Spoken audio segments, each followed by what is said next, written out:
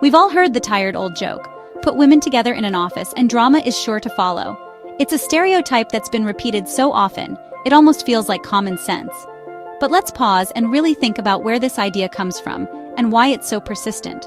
This myth, that women are inherently catty and competitive, has been sold to us for generations.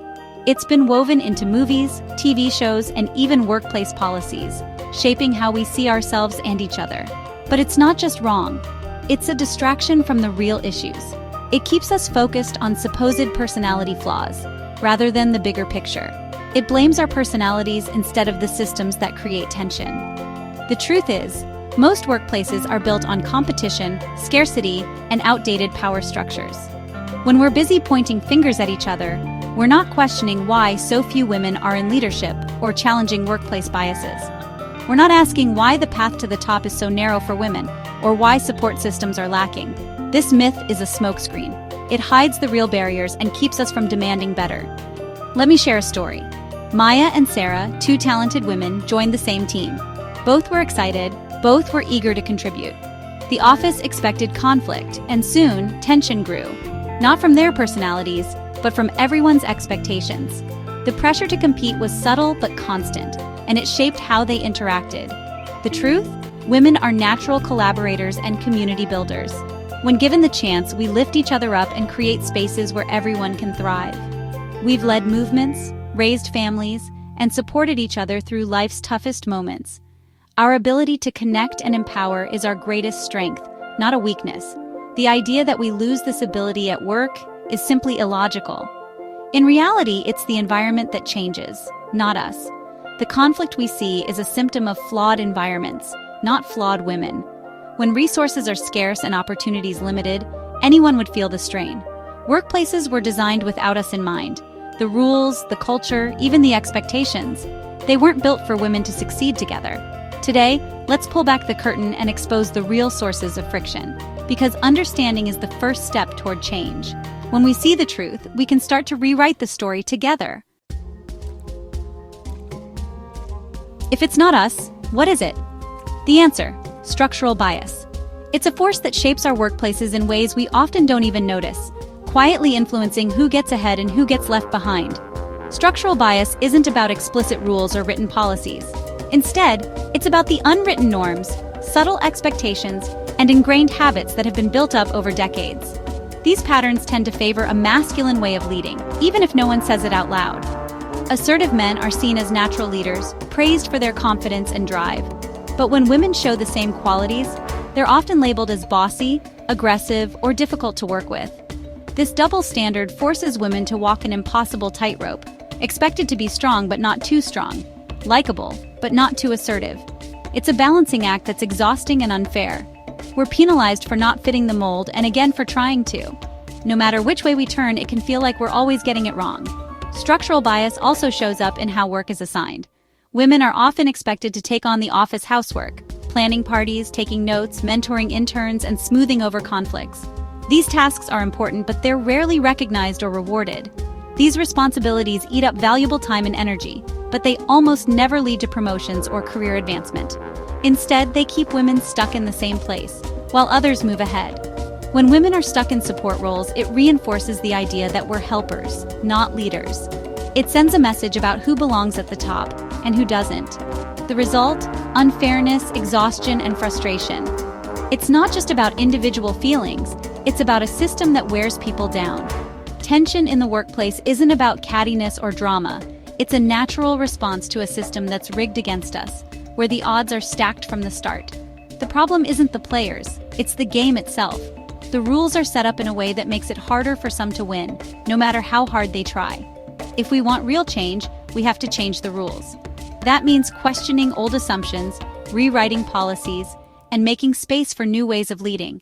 Let's start by seeing the system for what it is, so we can begin to build something better, together. Combine structural bias with limited opportunities and you get the scarcity mindset. Imagine a company with 10 VP roles, but only one for a woman. Suddenly, every woman is a competitor for that single seat. This isn't natural, it's manufactured by a lack of representation. The result? Women see each other as rivals, not allies. I spoke to Maria, a senior engineer. When another woman joined her team, Maria's first reaction was fear. She worried there was only room for one. It took time for them to realize the real problem was the system, not each other. The solution isn't to fight for one chair, it's to demand more chairs. When women see there's room for all to succeed, the dynamic shifts. Scarcity dissolves and collaboration takes its place. We become mentors, allies, and a powerful support system. Let's build a bigger table together. The experience of being a woman at work isn't universal. Enter intersectionality. Coined by Kimberly Crenshaw, intersectionality means our identities, race, sexuality, disability, class, overlap, shaping our experiences. A Black woman faces both sexism and racism. A queer woman's journey is different from a straight woman's. These overlapping identities create unique challenges and biases. For example, Lena, a Filipina-American manager, was praised for being quiet, reinforcing stereotypes, while her white colleagues saw her as lacking ambition. She was caught between conflicting expectations, unseen for her true strengths. Intersectionality isn't about ranking struggles. It's about empathy and understanding. When we honor each other's unique journeys, we build stronger connections. Real sisterhood means seeing and supporting every woman in her entirety.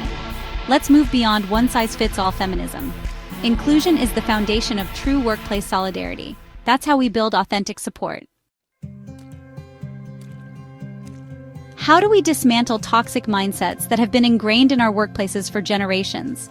The answer isn't simple, but it starts with a conscious decision to act differently, to challenge what's always been done. Through allyship, actively using your privilege, your voice, and your position to uplift others who may not have the same opportunities or visibility.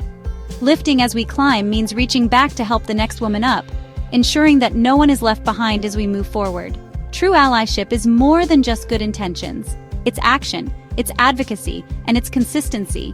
It means speaking up when a woman's idea is ignored, calling out unfair workloads, and amplifying voices that are too often silenced or overlooked.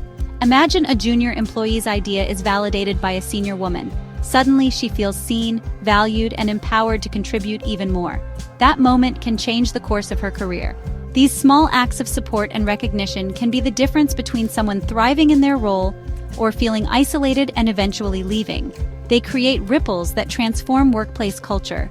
Building a culture of allyship requires intentional listening, ongoing self-education, and a willingness to learn from others' experiences. It also means being brave enough to challenge the status quo, even when it's uncomfortable or unpopular. It's about choosing solidarity over competition, collaboration over rivalry, and community over isolation.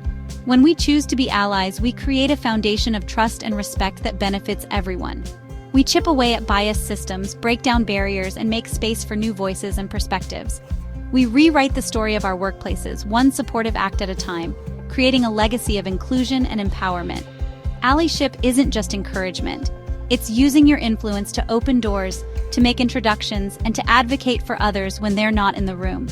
Every act of support, no matter how small, makes the workplace better for all of us.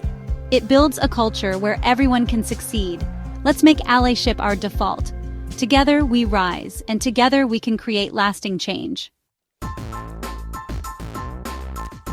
Leaders have a unique responsibility and opportunity to drive change. You're the architects of workplace culture.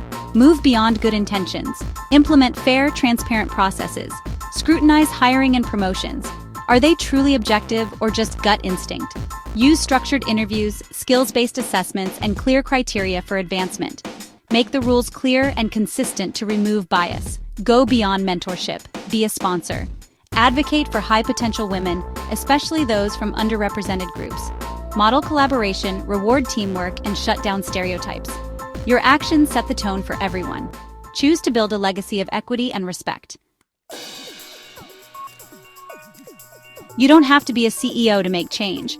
Real progress comes from the ground up through our daily choices. Start by auditing your own biases.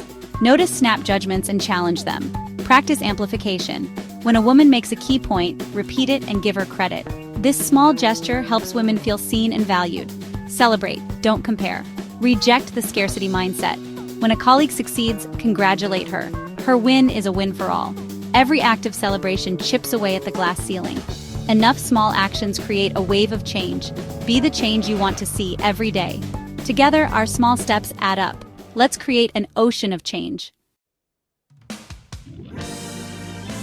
We've pulled back the layers on a myth that's held us back for too long.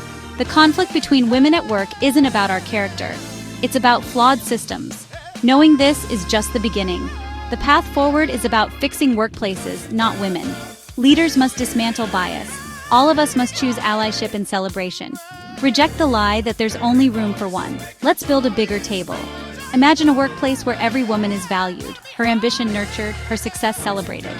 This future is within reach, built by every choice we make. Let's commit to championing each other, replacing judgment with curiosity and compassion. Together, we can write a new story, one of sisterhood, solidarity, and shared success. We are more than ready to begin.